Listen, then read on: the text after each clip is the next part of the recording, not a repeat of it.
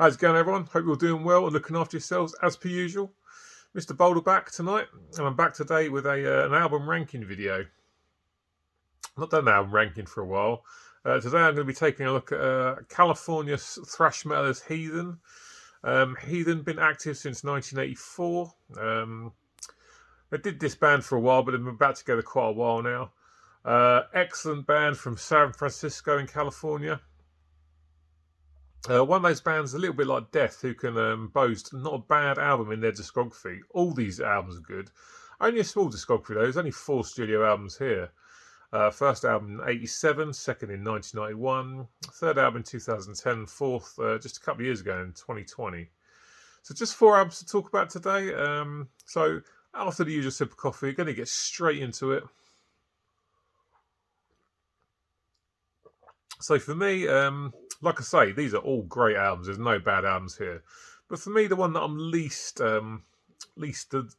fussed on is their debut, Breaking the Silence from 1987. Excellent album. Absolutely love this. Production on this could be a little bit better as far as I'm concerned. Not the best produced album. Certainly doesn't sound terrible though by any stretch of the imagination. Fantastic stuff on this. The first song, Death by Hanging, is superb. Great guitar riffing. Vocals are superb. Goblin's Blade is a horribly cliched heavy metal song title, but a great track nonetheless. Open the Grave. I love the guitar playing that starts off that. I think that's two-handed tapping, if I'm correct, on the intro of that. It's another great track. Up-tempo. Great chorus. And the last track on side 1 is called Pray for Death, which is okay. Nothing wrong with it at all. Just not as good as the other songs on this first side of this album, but still good stuff. So side A is all really, really strong. Side B kicks off with a cover of British 70s glam rockers The Sweets, Set Me Free, which is the second time I've noticed this song be covered. It's also covered on Vince Neil's debut solo album, Exposed from 1993. And then also you got on here the title track, Breaking the Silence, is an excellent song as well. Really, really good chorus. Again, great riffing. World's End up next, another great track that I really enjoy. Good thrashy song. And then ends with Save the Skull, which is, again, not a song I'm that fussed about. For me, on this album, the songs at the end of each side are the ones that slightly let it down. They're not bad songs by any stretch of imagination, but they're just not as strong as what's come before it. So yeah, it's a great album overall. Just a couple of tracks I'm not too fussed about. Death by Hanging, probably my favourite. It's such a great chorus. Great vocals as well. Title track superb. But for me, the weakest of the 4, but not a bad album by any stretch of imagination. This is a great thrash metal album. And an absolutely superb release. And I really, really enjoy this one. But it's bottom of the pile for me. Coming in at third place. This is The Evolution of Chaos, which came out in 2010. This was their first album for 19 years. Excellent album. One, however, though, I have to say, did take me quite a few listens to really get into. I remember when I first heard this, I thought it dragged its feet way too much. I mean, this album's 73 minutes long, so it's not a quick album by any stretch of imagination. And it needed a few listens. First listen, I was like, it's okay, but it drags its feet. It goes on for way too long. Repeated listens reap rewards, though. And I really enjoy this now. This is a fantastic album. Excellent stuff. Dying Season first track is just brilliant. Leave No Stone Unturned. I love that song. Really strong chorus. Really hooky, easy to get into, great riffs. Controlled by Chaos is another brilliant track. Up-tempo, thrashy stuff. Really, really good. Arrows of Agony is okay. And so is Fade Away. I'm not so fussed about those 2 songs as the first few that start this album. They're definitely stronger. But you've got Heroes Welcome on here, which is another great track.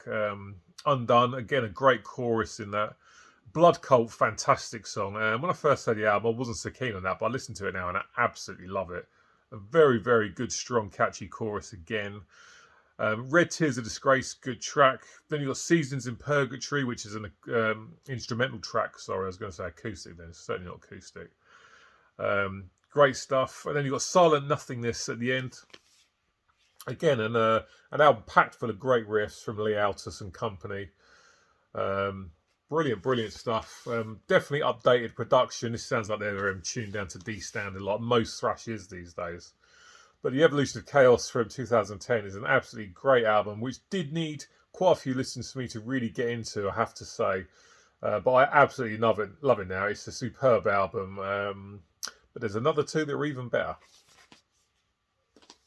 So coming in at second place is their most recent album, Empire of the Blind from 2020. Fantastic cover artwork here. Yeah, this is a great album. I love this from day one. I picked this up on a day of release. And I absolutely love it. It's absolutely superb. David White's vocals on this are superb. Really, really good. Very, very strong vocalist.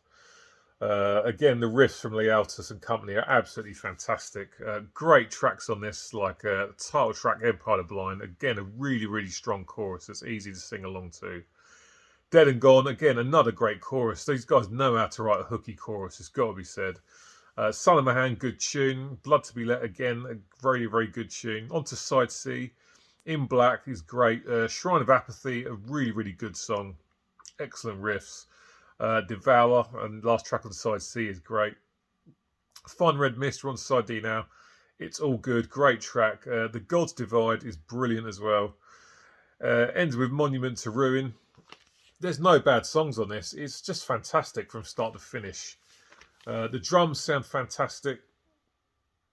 Great drumming across the whole album. The riffing is superb. Solos are absolutely great. And David White's voice is just great. When I think about thrash metal, I don't tend to think a lot about great vocalists. It has to be said. But this guy's up there with Russ Anderson from Forbidden for me. With his voice. Absolutely superb. And just a great album full of brilliant songs. Well produced. This album sounds great. Guitar tone is nice and thick and crunchy. Superb vocals, the drums sound fantastic. Empire of the Blind from 2020 is my second favourite Heathen album. This is absolutely phenomenal. If for some reason you're into this band, you haven't picked this up, then I can't recommend enough that you go out and listen to it immediately.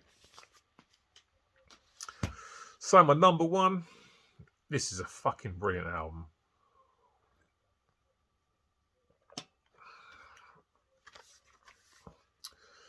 And it's Victims of Deception from 1991. This is just an absolutely perfect album. It is absolutely brilliant. So, so good.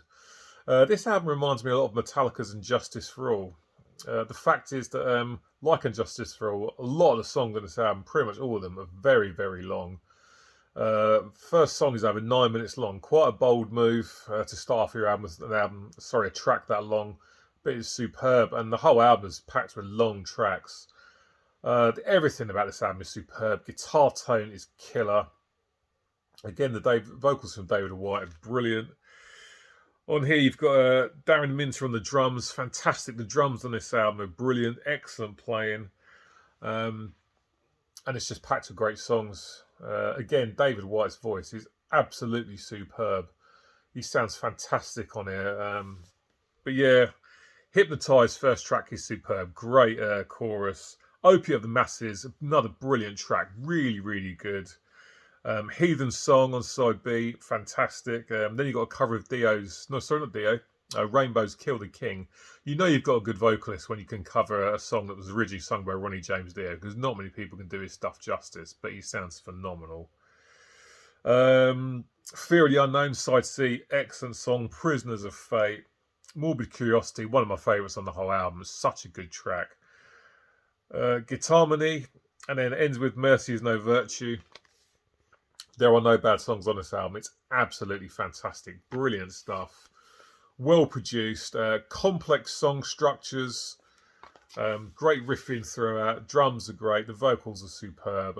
Tracks that are easy to sing along to. They get into your head. Very, very catchy. Brilliant stuff from Heathen. Victims of Deception from 1991. For me, it's their best album. Like I say, there are no bad albums here. All four of these are great and definitely worthy of your time if you haven't heard them.